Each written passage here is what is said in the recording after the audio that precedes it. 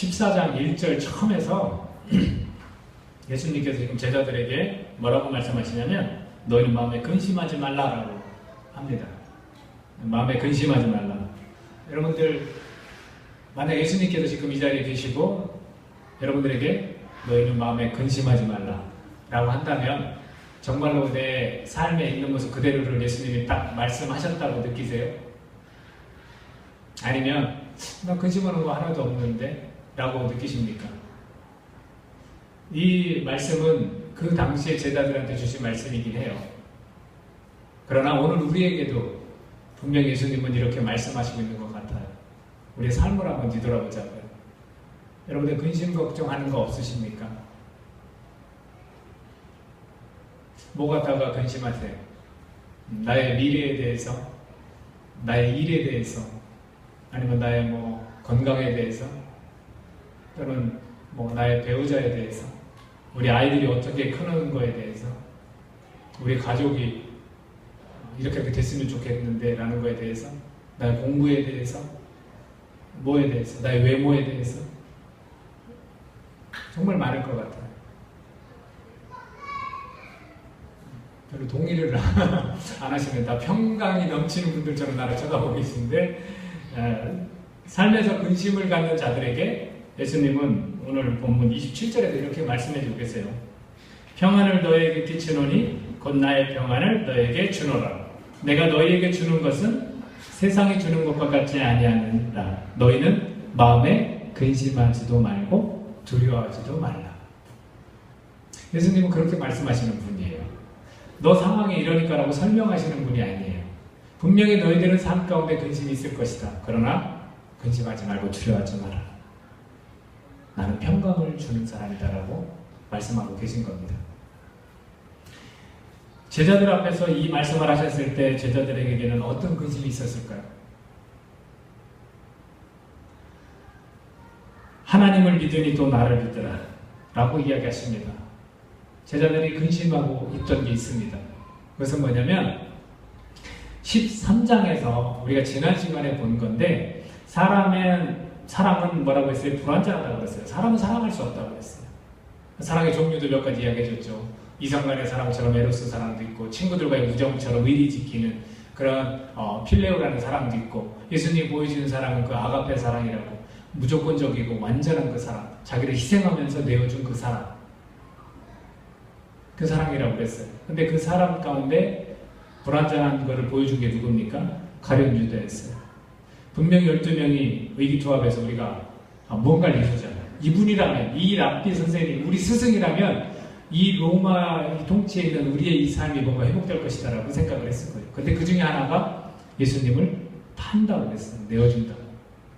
그리고 베드로한테는 심지어 맨 앞장서서 예수님을 돕는 그 베드로에게는 예수님이 뭐라고 하셨습니까? 그래, 나중에는 네가 나를 위해서 목숨까지 버릴 수 있는 상황이 올지도 모른다. 그러나 내가 나를 3번 부인할 것이다 라고 말씀을 하셨어요. 부인한다는 건 뭐예요? 거절한다는 거예요. 실제로 우리는 그 내용들을 좀 알고 있잖아요. 예수님이 잡혀가셨을 때 딴짓하고 전혀 모르는 사람이라고 그렇게 뭐 능청스럽게 정색하면서 자기들 이 집단 가운데 12명의 공동체 가운데 그런 사람이 있다는 것은 굉장히 염려스러운 일입니다. 어떻게 그런 일이 벌어질 수 있을까? 우리끼리 보낸 시간이 얼마인데. 예를 들어서 우리 공동체도 마찬가지겠죠. 우리 중에 뭐 인원수가 얼마 안 되잖아. 이 중에 누가 누구를 배신하거나 누가 누구를 막 해코지했거나 그 있을 수 있는 일입니까? 만약 실제로 서로 감정 싸움이 되거나 서로 정말 이치 안 맞는 행동을 막 해서 그렇다면 우리가 어떻게 근심 안 할 수 있겠습니까? 당연히 근심을 하죠. 그런 상황 가운데서 그런 일로 근심하고 있는 제자들에게 너희는 마음에 근심하지 말라고 말씀하십니다. 저는 오늘 본문 내용 가운데 3명의 제자가 질문을 해요. 이 질문을 중심으로 이야기를 좀 전개해 나가볼까 합니다. 첫 번째로 예수님께서 이 상황 가운데 말씀하신 건 뭐냐면 희망의 메시지를 전해주셔요. 희망의 메시지. 내가 너희와 함께하겠다. 내가 너희와 함께 하겠다는 거예요. 왜 근심하지 말라고 하냐면 내가 너희들과 함께 하겠다는 겁니다. 그것이 14절 1절부터 쭉 보면 여러분들이 눈으로 한번 본문을 보시면 거처라는 것이 나와요. 거처가 그걸 보여주고 있습니다. 그 거처를 예배하기 위해서 가야만 하는 그 필연성에 대해서 설명을 해주시는 거예요. 뭐라고 합니까? 2절에 보면 내 아버지 집에 거할 것이 많도다. 그렇지 않으면 너에게 일렀으리라. 내가 너희를 위하여 거처를 예비하러 간다. 이 거처에 관한 부분은 뭘까요? 머무르는 곳. 그래서 두 가지 견해가 있습니다. 하나는 뭐냐면 우리가 알고 있는 바로 예비된 곳. 내 아버지 집에 분명히 거할 것이 많다라고 했습니다. 그것은 뭡니까? 천국을 이야기합니다. 영원한 나라. 그 너희들이 있어야 될 곳을 내가 준비해놓고 다시 오겠다는 표현이거죠. 또 하나의 견해가 있습니다.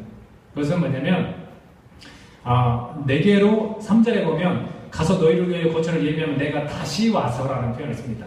다시 와서 너희를 내게로 영접한다라는 표현을 쓰십니다. 맞아들이겠다는 거죠. 우리 마음에 계시겠다는 거예요. 우리가 예수님을 영접한다면 뭐라고 합니까? 우리 마음에 예수님이 계시다라고 표현하는 것처럼 예수님 우리를 영접한다는 얘기는 뭐냐면 우리 마음 가운데 예수님이 직접 찾아오시겠다는 거죠. 더 확실히 보여주는 것은요 18, 19절입니다. 14절, 18, 19절 같이 한번 읽어볼까요? 18, 19절 시작. 내가 너희를 고아와 같이 버려두지 아니하고 너희에게로 오리라. 조금 있으면 세상은 다시 나를 보지 못할 것이로되 너희는 나를 보리니 이는 내가 살아있고 너희도 살아있겠습니다. 십자가로 죽으러 가시니까 세상이 잠깐은 보지 못한다고 하지만 너희들은 계속해서 볼 수 있다는 겁니다. 이것은 무엇을 뜻하냐면 곧 다시 오셔서 만나겠다는 건데 부활을 얘기합니다. 부활, 죽고 다시 살아나서 제자들을 찾아온 겁니다. 그리고 23절입니다. 23절에 거처에 대해서 이야기를 합니다. 뭐라고 합니까? 내 아버지께서 그를 사랑하실 것이요 우리가 그에게 가서 거처를 그와 함께 하리라. 우리라는 것은 뭘 나타낼까요? 삼일체 하나님을 나타내겠죠. 성령님, 예수님, 하나님. 그 삼일체 하나님이 어떻게 한다고요? 우리가 그에게 가서 거처를 그와 함께 하리라. 그랬더니 그 거처는 뭡니까? 그의 마음 가운데 함께 하시겠다는 거예요. 이것처럼 거처는 그렇게 두 가지 견해가 있어요. 근데 이것이 맞느냐 이것이 맞느냐? 아니 저는요 두 가지 다 적용이 가능하다고 봅니다. 해석이 두 가지가 다 가능하다고 봅니다. 하지만 저는 두 번째 거로 우선 본문에서 설명하고 있는 부분을 중점적으로 적용을 하는 것이 더 맞지 않는가라고 생각을 합니다. 말씀드린 대로 이것이 맞고 이것이 틀리다 이렇게 보시면 안 되는 것 같아요. 그리고 성령을 통해서 이것을 확증하고 계십니다. 16, 17절입니다.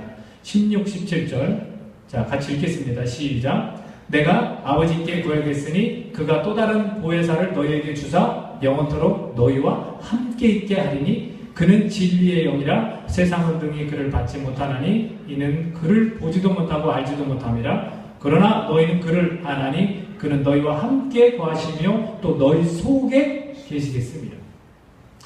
주님께서 근심하는 자들에게 희망의 메시지를 주는 게 뭐냐면 함께 하신다는 거예요. 함께 하신다는 거예요. 성령님께서도 네 안에 함께 하시겠다. 우리가 하나님과 예수님과 성령님도 우리가 우리를 사랑하는 그 자에 들어가서 그 마음에 들어가서 거처를 삼으시겠다는 거예요. 이게 바로 뭐냐면 희망의 메시지를 주시는 겁니다. 근데 도마가 뭐라고 얘기합니까? 도마의 질문입니다. 도마는 의심도 많은 사람이라고 우리가 잘 알고 있습니다. 그렇게 충성되면서도 예수님을 따라다니면서도 뭔가 이렇게 의심거리를 항상 갖고 있는 그런 사람이었습니다. 5절입니다. 도마가 이르되 주여 주께서 어디로 가시는지 우리가 알지 못하거늘 그 길을 어찌 알겠사옵나이까. 도대체 주님이 가시는 그 길, 예배한다는 그 곳으로 간다는 것을 이해를 못하는 거예요. 도마는 이해를 전혀 하지 못해요. 그 덕분에 이 질문 덕분에 예수님이 오히려 상세하게 설명을 합니다. 이 질문은 상세한 설명을 오히려 돕고 있다는 겁니다. 저자가 그것을 감안하고 사용한 거죠. 도마의 질문을. 자, 6절입니다. 같이 읽습니다. 시작. 예수께서 이르시되 내가 곧 길이요 진리요 생명이니 나로 말미암지 않고는 아버지께로 올 자가 없느니라. 내가 곧 길이라는 겁니다. 길이 중요한 거예요. 그 길은 뭐냐면 진리이고 생명인 거예요. 우리에게 근심과 걱정이 있을 때 우리에게 희망을 줄 수 있는 것, 이 길밖에 없다는 거예요. 그 길은 누굽니까? 예수님이에요. 예수님. 그 예수님이 우리의 삶 가운데서 희망을 주시겠다는 거예요. 그 희망의 메시지가 뭡니까? 함께 하신다는 거죠. 제자들에게 지금 이런 상황 가운데 어떻게 보면 위기 상황입니다. 제자들 가운데 배신하는 사람이 생기고 자기가 이제 십자가 달려 죽겠다는 그런 표현들을 쓰는데 위기 상황이 아니겠습니까? 근심, 걱정이 많은 상황 가운데 함께 하심을 분명히 하는 거예요. 우리의 삶 가운데서 예수를 믿는 우리에게 주시는 메시지가 뭐냐면 함께 하신다는 거죠. 여러분의 상황이 힘들고 어렵습니까? 지칩니까? 함께 하신다는 거예요. 그 상황을 풀어주겠다. 그 상황 가운데 이렇게 설명하시는 분이 아니라 함께 하시겠다는 거예요. 우리가 그걸 믿는 겁니다. 저는 근심하는 일이 있겠습니까? 없겠습니까? 있죠. 저도 있습니다. 하지만 그때마다 제가 붙들어야 될 것이 뭡니까? 내 안에서 함께 하시는 하나님, 예수님, 성령님. 희망의 메시지예요. 예수님은 그러신 분이라고요. 항상 우리 가운데서 곁에서 그 희망의 메시지를 던져주시는 분이라는 거죠. 두 번째는 또 다른 사람이 질문을 합니다. 자, 나를 통하지 않고서는 아버지께로 올 자가 없다는 거예요. 하나님과 관계를 맺는 것은 누구만 통해서 가능하다는 거냐면 예수님만 통해서 가능하다는 거예요. 예수님 없이 하나님 믿는 것 있을 수 없는 일이라는 거죠.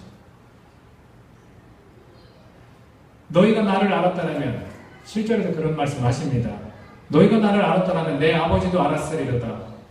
이제부터는 너희가 그를 알았고 또 보았다라고 표현합니다. 누구를 보았기 때문에? 예수님을 보았기 때문에. 하나님을 볼 수 있는 것은 예수님을 보면 하나님을 보는 겁니다. 근데 여기에 대해서 이해가 되지 않는 빌립이 이런 질문을 합니다. 8절. 빌립이 이르되 주여 아버지를 우리에게 보여주옵소서. 그리하면 족하겠나이다. 여기서 주는 건 뭐냐면요. 빌립은 만족스럽기를 원해요. 예수님과 한참을 몇 년을 다녔지만 만족스럽기를 원해요. 우리가 신앙생활을 오랫동안 하지만 만족스럽기를 원해요. 여러분 도대체 그 만족이 뭡니까? 여러분이 생각하시는 만족이 뭐예요? 하나님을 나도 눈으로 봐야만 만족하시겠습니까? 빌립은 그런 생각을 갖고 있어요. 하나님을 내가 보야만 내가 만족을 누리겠다.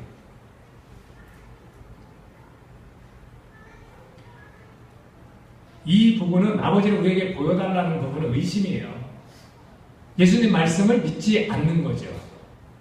나를 봤으니까 네가 하나님을 본 것이다라는 그 말씀을 믿지 않는 거예요. 이거 분명히 의심입니다. 우리 신앙생활을 하면서 우리가 의심이 없습니까? 있다고요. 분명히 있습니다. 두 번째로 이 질문에 대해서 주님이 주시는 게 뭐냐면요. 그건 만족의 메시지. 어떻게 하면 만족할 수 있는지에 대해서 말씀해 주시는 겁니다. 7절입니다.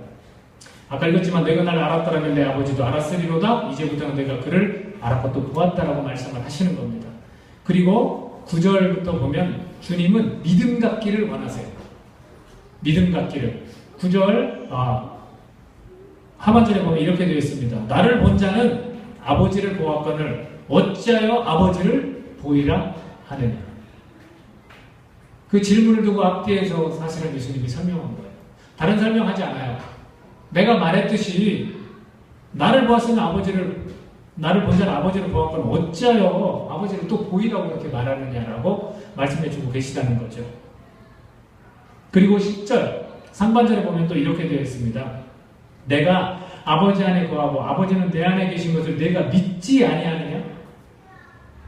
그리고 또 계속해서 11절에도 동일한 이야기를 하시죠. 같이 한번 읽어봐요. 11절 시작. 내가 아버지 안에 거하고 아버지께서 내 안에 계심을 믿으라. 그렇지 못하겠거든 행하는 그 일로 말미암아 나를 믿으라. 계속해서 9절에 이어서 계속해서 예수님이 말씀하시는 게 뭡니까? 이 질문에 대한 답은 믿으라예요. 안 믿는 거예요. 의심하는 거죠. 그렇다면 우리가 찾는 그 만족은 뭐냐는 거죠. 그 만족은 믿을 때 가능하다는 거예요. 믿을 때. 나를 만족시켜주면 믿겠다가 아니라 믿으면 만족이 된다는 거죠. 근데 우리는 거꾸로 가고 있죠. 의심하면서 내 의심을 풀어줘라 그럼 내가 믿겠다. 그렇게 해서 믿는 사람 없어요. 믿고서 그 만족을 누리는 겁니다. 예수님이 어디 너 삶에 대해서 상세히 설명하면서 이런 거야 라고 하면서 자 믿겠느냐? 하신 적 있습니까? 없어요. 단호해요. 믿어라. 내가 누구다라고 말하면서 나는 누구다. 나는 말씀이다. 나는 아버지와 함께하는 자다. 아버지가 내 안에 가고 내가 아버지 안에 간다. 믿어라. 라는 거죠. 그러면서 예수님께서 이런 말씀을 하시죠. 내가 행하는 일을 너도 할 것이다. 믿는 자. 그리고 또 뭐라고 하면 더 큰 일도 할 것이다. 이게 뭘까요? 이거 잘못 우리가 적용하는 경우가 있더라고요. 너희가 내 이름으로 무엇이든지 구하든지 내가 행하리니 라는 표현을 쓰고요. 내 이름으로 무엇이든지 내게 구하면 내가 행하리라. 그렇다면 예수님을 믿는 자는 그냥 예수님의 이름으로 뭐든지 구하면 다 되는 것처럼 그렇게 잘못 적용하는 경우가 있더라고요. 여러분, 만족이라는 것은요, 지금 예수님이 말씀하신 이거예요. 주님께서 행하신 것들 우리가 행하고 그보다 더 큰 일도 행하는 게 우리에게 만족이 된다는 거예요. 세상에서 없어질 것들을 여러분 그거 갖고 만족하려고 해보십시오. 만족이 돼요? 솔직히 말해볼까요? 가정에서 여러분 남편이나 아내가 여러분 만족시켜줘요? 자녀들이 여러분들 정말 만족시켜주고 우리 아버지 어머니가 여러분 만족시켜줘요? 내 형제들 오빠 동생이 만족시켜줘요? 내 정말 절친한 친구가 나를 만족시켜줘요? 만족 없습니다.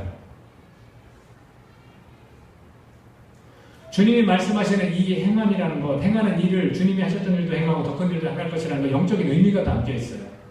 그 의미는 뭐냐면요, 분명히 기적도 행할 수 있어요. 예수님께서 행하셨던 것처럼 제자들이 그렇게 병든 자들도 일으키고 막 했거든요. 실제로 그랬어요. 살렸어요. 사람도 살려냈어요. 그거보다 무엇보다도 이 세상에 하나님의 뜻을 전한다는 거예요. 복음을 전할 때 만족이 있다는 거예요. 예수님이 이 땅에서 만족된 삶을 살으신 거잖아요. 힘들고 어렵지만 외롭고 고독한 길이었지만 만족하신 거거든요. 왜 그러냐면 그 복음을 전했기 때문에 그래요. 그 일, 내가 한 그 행한 일도 너네들도 한다는 거예요. 또 하나, 그럼 더 큰 일은 뭔가? 더 큰 일은 예수님께서는 몇 년 동안 이 일을 하셨냐면 3년밖에 안 됐어요. 공생이라고 표현한 3년. 그러나 예수님을 믿는 제자들은 3년 이상의 일을 합니다. 그 얘기는 뭘 나타내냐면 바로 회심하는 자들이 더 많아질 거라는 그 범위의 문제예요. 너네들이 복음을 전하면 그 범위가 훨씬 넓어져서 많은 사람들이 회심하고 돌아온다는 거죠. 더 큰 일인 거죠. 그럴 때 나를 섬기는 너네들의 삶 가운데 만족이 있다는 거예요. 저는 분명히 말씀드릴 수 있습니다. 그 만족의 메시지 주시면서 말씀하신 게 뭐냐면 믿으라는 거예요. 믿음으로 가능하다는 거예요. 만족은. 제가 여러분들에게 분명히 말씀드리지만 신앙생활 하면서 여러분 이거 안 하면요 여러분 만족 없습니다. 뭘로 만족하실 것 같아요? 친한 성도들과의 관계대로 만족하실 것 같아요? 제가 이 얘기 해도 될지 모르겠는데 우리 하전 전사님 어머니 집사님을 만났습니다. 어떤 말씀을 하시냐면 저희 교회를 조금은 마음이 있으세요. 사모님하고 전사님이 하도 얘기를 많이 해서 그랬는지 조금은 마음이 있으세요. 근데 어떤 말씀을 하시냐면 굉장히 교회가 큰 교회 다니세요. 어디 교회라고 말씀드리지 않을게요. 근데 하나님 앞에 죄송하대요. 왜냐하면 말씀을 정확히 듣고 그 말씀대로 순종하고 살아야 되는데 그 교회에서는 그렇게 못한대요. 뭐를 하시냐면 성가대에서 친하게 지내는 분들 때문에 못 떠나겠대요. 그러면서 내가 신앙생활을 조금 하나님한테 죄송스럽게 하고 있다고 표현을 하시더라고요. 그렇다면 이 집사님이 말씀하신 것이 정말로 만족이 있는 것처럼 여러분 느껴지세요? 그 관계가 너무 좋아서 교회를 못 떠나는 게 굉장히 만족이 있는 것처럼 여러분 느껴지세요? 그렇지 않습니다. 여러분들 교회 안에서 공동체 안에서 신앙생활을 한다면 여러분 만족이 있으세요? 서로 친해질 못해서 만족 못하겠다는 분들 굉장히 많거든요. 여러분 한번 정말 동호회처럼 친해보세요. 만족 있는가? 저는 분명히 얘기하는데 없습니다. 잠시입니다. 그 사람 떠나면 교회 옮기고 싶은 마음이 듭니다. 그게 만족인가요? 제자들이 누려야 될 만족은 의심해서 헤매는 게 아니라 믿으라는 거예요. 그 믿음을 통해서 내가 복음을 전할 수 있는 예수님이 하셨던 그 일을 나도 하고 그보다 더 큰 일 많은 사람들에게 복음을 전해서 회심하는 자들 하나님 앞에 무릎 꿇고 예배드리는 자들을 더 많게 하는 그 일을 너네들도 한다는 겁니다. 거기에 만족이 있다는 거예요. 거기에 13, 14절에서 그런 말씀을 하시죠. 너희가 내 이름으로 무엇을 구하든지 내가 행하리니 이는 아버지로 하여금 아들로 말미암아 영광을 받으시게 하려 함이니라. 그러면서 14절에서 이미 신장한 얘기를 하십니다. 내 이름으로 무엇이든지 내게 구하면 내가 행하리라. 누가 하십니까? 우리가 믿기만 하고 예수님이 행하신 일 그보다 더 큰 일을 누가 행하십니까? 예수님이 하신다는 거예요. 굉장히 중요해요. 그래서 우리가 기도할 때 예수님의 이름으로 기도합니다. 예수님의 이름으로 기도합니다. 굉장히 중요한 거고요. 누구한테 구합니까? 예수님께 구하는 거고 누가 행합니까? 예수님께서 행하신다는 거예요. 그리고 모든 것을 왜 들어주십니까? 하나님께 영광 드리기 위해서. 나를 통해서 하나님이 영광 받으시기 때문에 그것을 들어주신다는 거예요. 그런데 그 기도가 어디 내가 뭐 차를 주십시오, 집을 주십시오. 그게 왜 들어갑니까? 내가 좋은 차를 바꾸면 하나님 영광 받으십니까? 적용을 잘못하는 거예요. 성경을 엉터리로 받아들이는 거죠. 순종이 뭡니까? 주님이 하신 일을 내가 하고 주님보다 더 큰 일을 하는 게 순종이에요. 거기에는 이런 깊은 영적인 의미가 담겨있는데 우리 현실적인 거 갖고 자꾸 적용을 해서 기도하는 거예요. 자꾸 얻어내고 싶거든요. 예수님 이름으로 기도해서 뭔가 만족시키고 나를 막 이렇게 누리고 내가 이렇게 가지고 싶은 거예요. 즐기고 싶은 거고. 제자들의 의심이 거기서 비롯되는 겁니다. 우리가 의심하는 게 다 거기와 연결되어 있어요. 그래서 더 이상 너네들한테 내가 상세하게 설명하지 않고 그냥 믿으라요. 믿으면 너네들이 만족하게 된다는 겁니다. 이게 억지처럼 들릴 수 있어요. 오늘날 한 이성적으로, 체계적으로, 논리적으로 설명을 해줘야 난 받아들입니다라고 하는 사람들한테 억지처럼 들리고 있지만 예수님은 그렇게 말씀하셨어요.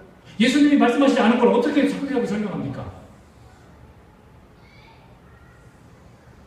설명할 수가 없어요.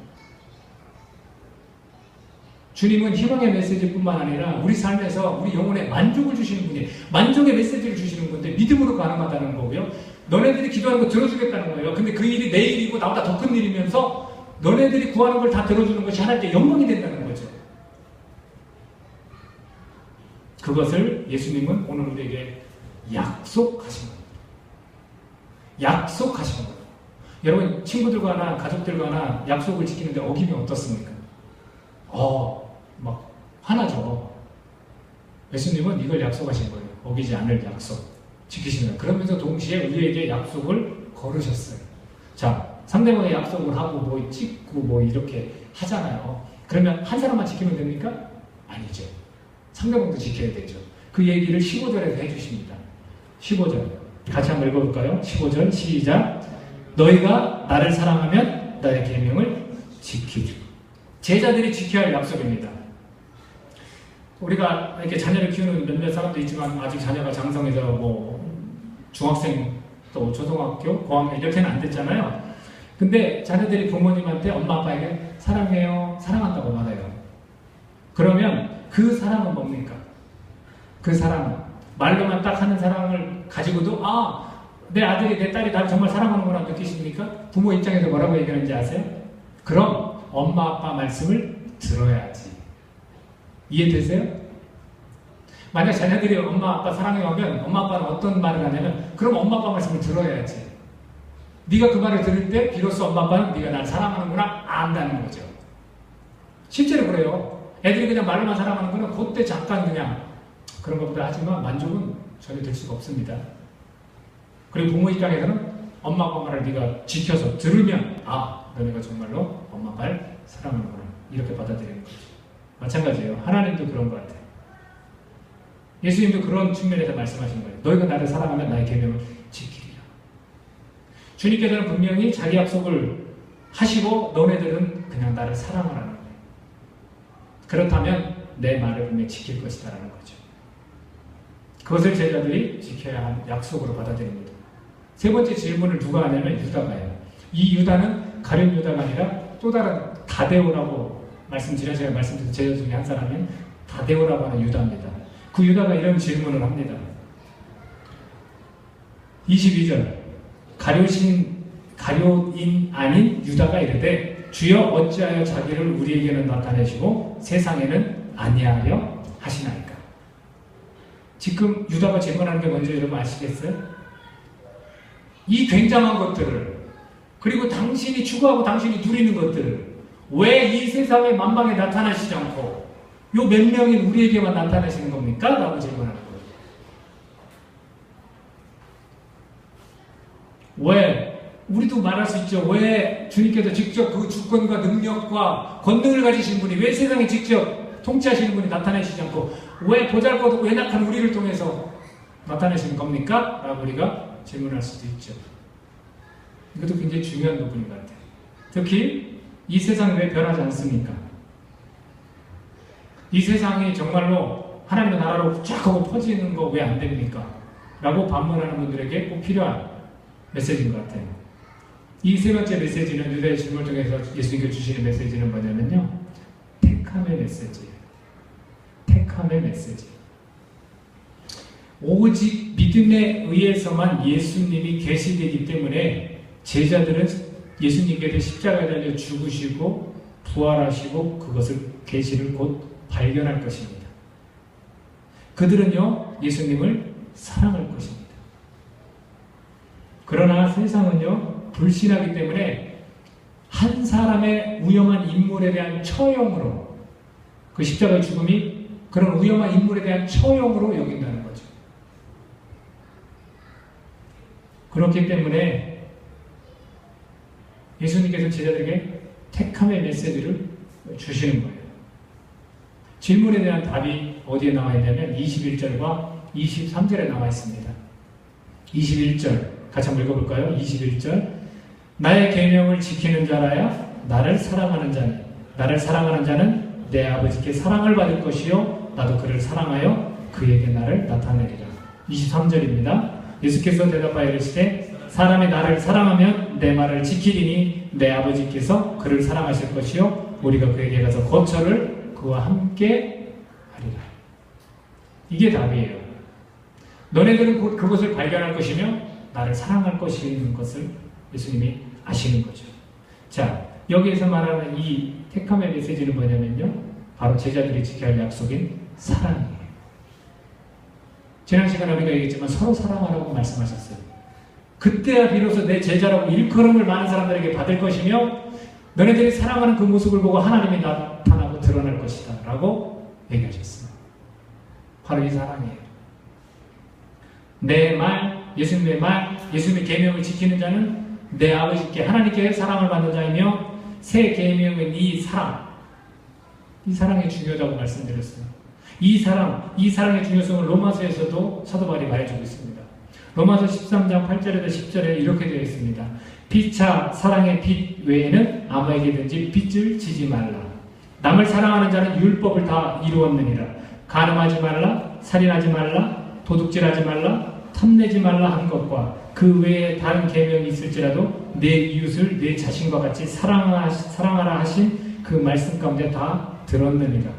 사랑은 이웃에게 악을 행하지 아니하나니 그러므로 사랑은 율법의 완성이니라. 사랑이 왜 중요합니까? 율법의 완성이에요. 이런 저런 거 규칙적으로 다 잘 지켜도 사랑이 없으면 아무것도 아니라고 성경은 이야기하는 겁니다. 이 사랑 때문에 제자들을 택하신 겁니다. 나를 사랑하지 않는 자는 뭐라고 했습니까? 내 말을 지키지 않는다. 여러분 예수님 사랑하십니까?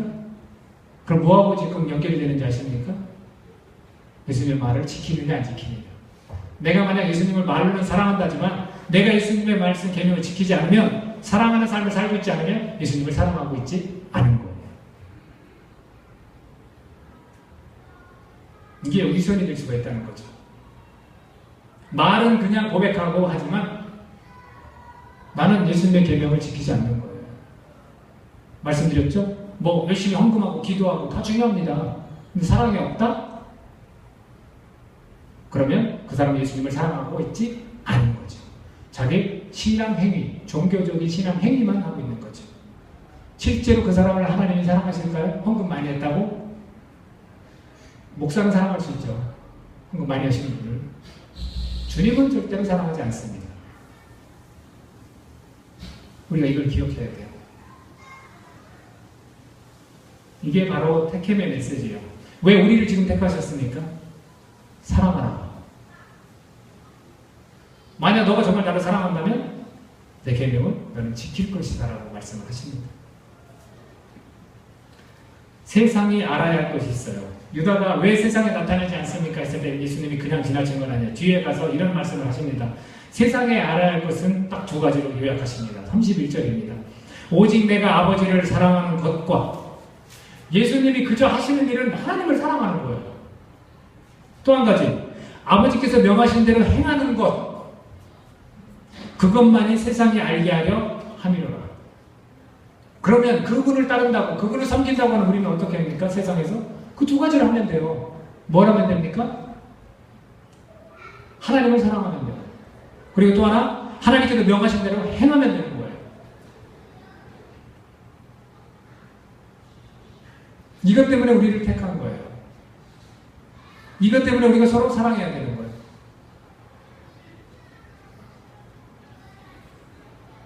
자, 이런 일들 지금 말씀드렸죠? 희망의 메시지를 주시는 것, 근심하는 자들에게 주님은 함께 하십니다. 그리고 평강을 주시는 분이에요. 외적인 상황은 변화되지 않을지라도 우리의 내면 가운데는 평안함이 임합니다. 그리고 우리에게 또 만족의 메시지를 주십니다. 그럼 믿음으로만 가능해요. 그리고 우리가 구하는 것, 또 우리가 이루어야 될 일, 예수님께서 하신 일이라고 더 큰 일도 합니다. 거기에서 우리는 만족이 있다는 거예요. 그리고 우리를 택함을 받았어요. 분명히 택함을 받았어요. 세상에서 마음껏 주님의 힘을 발휘하는 그런 분이 아니세요. 택함 받은 자들을 통해서 일을 하십니다. 그리고 그 택함 받은 자들은 예수님을 사랑할 것입니다. 그리고 그 사랑은 곧 예수님의 말씀을 지키는 것으로 이어질 것으로 주님은 말씀하고 계십니다. 이것을, 이 일련의 과정들을 돕는 분이 성령님으로 오늘 등장하십니다. 보혜사 성령. 가시면 하나님께서 보내실 성령. 그 성령의 활동이 중요한 역할로 등장을 하고 있습니다. 26절 같이 읽겠습니다. 26절입니다. 26절 같이 읽습니다. 시작. 보혜사 곧 아버지께서 내 이름으로 보내실 성령, 그가 너에게 모든 것을 가르치고 내가 너에게 말한 모든 것을 생각나게 하리라. 오늘 이와 같은 깨달음들을 누가 계속해서 도우신다는 거예요? 성령께서 도우신다는 겁니다. 그 결과 제자들은 어떤 삶을 사냐면 29절입니다. 이제 이 일이 일어나기 전에 너희에게 말한 것은, 그러니까 이 일이 발생하기 전에 말씀을 하신 겁니다. 이 일이 일어날 때 너희로 믿게 하려 합니다. 결국엔 이 제자들이 어떻게 된다고요? 나중에는 믿게 된다는 겁니다.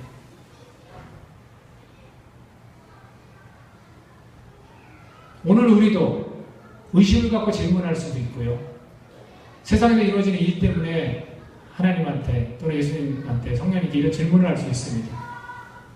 그리고 도무지 몰라서 이해하지 못해서 가르쳐달라고 할 수 있습니다. 그러나 지금 오늘 말씀에서는 이것을 돕는 활동적인 역할을 하는 분은 성령님이시고, 제자들이 나중에도 이런 질문, 의심스러운 질문도 했지만 나중에는 믿게 되는 것처럼 오늘 이 자리에 있는 우리도 그렇게 믿게 된다는 겁니다. 그래서 우리를 택했고 우리에게 희망의 메시지를 전해주시며 만족의 메시지를 계속해서 던져주고 계시다는 거예요. 예수님. 오늘 이거를 우리가 기억해야 됩니다. 우리 삶 가운데서 예수님께서 주시는 말씀이 뭡니까? 근심과 염려 가운데 주시는 말씀이 뭡니까? 희망의 메시지예요. 언제나 너의 상태, 너의 조건과 상관없이 항상 함께 하신다는 겁니다. 성령님과 하나님과 예수님이 너희 안에 거하겠다는 거예요. 그리고 우리에게 만족의 메시지를 주시는 거죠. 그래서 온전히 믿음으로 가능하다. 그리고 예수님이 행하신 일과 더 큰 일도 너네들은 할 것이다라는 거죠.